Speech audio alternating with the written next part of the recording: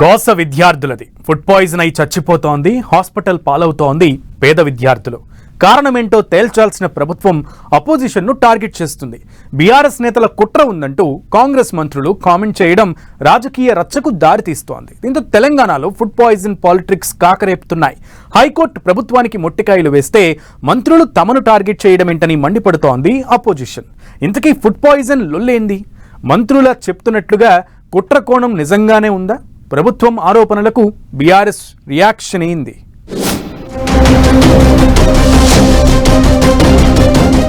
Telangana politics లో food poison సెగలు. అధికార ప్రతిపక్షాల మధ్య మాటల యుద్ధం. ఫుడ్ పాయిజన్ వెనుక కుట్ర కోణం ఉందా?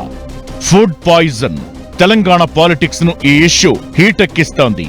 ప్రభుత్వ పాఠశాలలు, హాస్టళ్లలో వరుసగా ఫుడ్ పాయిజన్ ఘటనలను ప్రతిపక్షాలు ఆయుధంగా మలచుకుని సర్కార్ను టార్గెట్ చేస్తున్నాయి. అయితే ఈ ఫుడ్ పాయిజన్ ఎపిసోడ్ లో కుట్ర ఉందంటూ మంత్రులు సీతక్క, కొండా సురేఖ చేసిన కామెంట్స్ రచ్చ క్రియేట్ చేస్తున్నాయి. మొన్న వాంకిడి గురుకుల పాఠశాల, నిన్న నారాయణపేట్ జిల్లా మాగనూర్ పాఠశాలలో విద్యార్థులకు ఫుడ్ పాయిజన్ కావడంతో రాష్ట్రంలో సంచలనంగా మారింది. అంతేకాదు, ప్రభుత్వ పాఠశాలలు, గురుకుల పాఠశాలల్లో ఎక్కడో ఓ చోట వరుసగా ఫుడ్ పాయిజన్ వ్యవహారం బయటకొస్తోంది. దీంతో విద్యార్థుల తల్లిదండ్రుల్లో ఆందోళనకు గురిచేస్తుంటే దీన్ని ఆయుధంగా మలచుకుని ప్రతిపక్షాలు సర్కార్పై విమర్శల దాడి పెంచుతున్నాయి. ఫుడ్ పాయిజన్ తో మృతి చెందిన శైలజ నుంచి మగనూర్ ఘటన వరకు ఎజెండాగా తీసుకుంది బీఆర్ఎస్. గతంలో గురుకులాల సెక్రటరీగా క్లీన్ రికార్డ్ ఉన్న ఆర్ఎస్ ప్రవీణ్ కుమార్ ఏకంగా గురుకులాల బాట పట్టారు. దీనికి తోడు హైకోర్టు కూడా ఫుడ్ పాయిజన్ వ్యవహారంపై సీరియస్ అయింది. పిల్లలు చస్తుంటే తప్ప పట్టించుకోరా అంటూ సర్కార్ను ప్రశ్నించింది.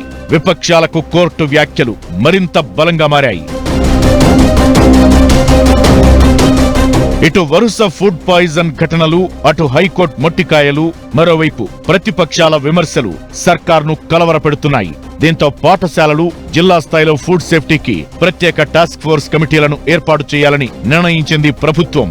వరుస సమీక్షలు నిర్వహించిన తరువాత సర్కార్ పేల్చిన బాంబ్ ఇప్పుడు సంచలనంగా మారింది. ఈ ఫుడ్ పాయిజన్ వ్యవహారం వెనుక కుట్ర ఉందని, దీనిపై త్వరలోనే ఆధారాలతో సహా బయటపెడతానని మంత్రి సీతక్క చేసిన కామెంట్స్ ఇప్పుడు మరో దుమారానికి తెరలేపుతున్నాయి. అంతేకాదు, లగచర్ల ఫుడ్ పాయిజన్ ఘటనల్లో బీఆర్ఎస్ హస్తం ఉన్నట్లు అనుమానం ఉందని, ప్రభుత్వాన్ని బద్నాం చేయాలని ఇదంతా చేస్తున్నారంటూ మరో మంత్రి కొండా సురేఖ దుమారం లేపారు. ఇక మహిళా కమిషన్ చైర్పర్సన్ నేరెళ్ల శారద కూడా రంగంలోకి దిగారు. ఏకంగా ఫుడ్ పాయిజన్ జరిగిన హాస్టల్ కు వెళ్లి విద్యార్థులు, అధ్యాపకులతో భేటీ అయ్యారు. ఎక్కడేం జరిగిందో తెలుసుకునే ప్రయత్నం చేశారు. ఇలాంటి సంఘటనలు పునరావృతం కాకుండా జాగ్రత్తలు తీసుకోవాలని, లేదంటే చర్యలు తప్పవంటూ హెచ్చరించారు. అయితే ఫుడ్ పాయిజన్ వెనుక కుట్ర ఉంటే ఫుడ్ సేఫ్టీ కమిటీలు ఎందుకు వేశారని ప్రశ్నిస్తోంది అపోజిషన్. తప్పులను సరిదిద్ది విద్యార్థులకు మెరుగైన ఆహారం అందించాల్సిన సర్కార్ నెపం తమ మీద నెట్టడమేంటని క్వశ్చన్ చేస్తోంది.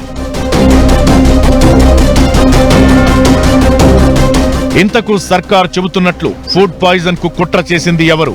ఈ కుట్ర చేయడం ద్వారా వారు ఆశించిందేంటి? విద్యార్థుల జీవితాలకు సంబంధించిన విషయంలో కుట్రలు చేస్తుంటే అధికార యంత్రాంగం ఏం చేస్తున్నట్లు?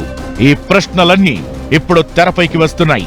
వేలాది మంది విద్యార్థుల జీవితాలతో ముడిపడిన అంశంలో ప్రభుత్వం, ప్రతిపక్షాలు రాజకీయ కోణంలో చూడకుండా ఉన్నత విద్య, మంచి ఫుడ్ అందించడంపై ఫోకస్ పెట్టాలంటున్నారు విద్యావేత్తలు.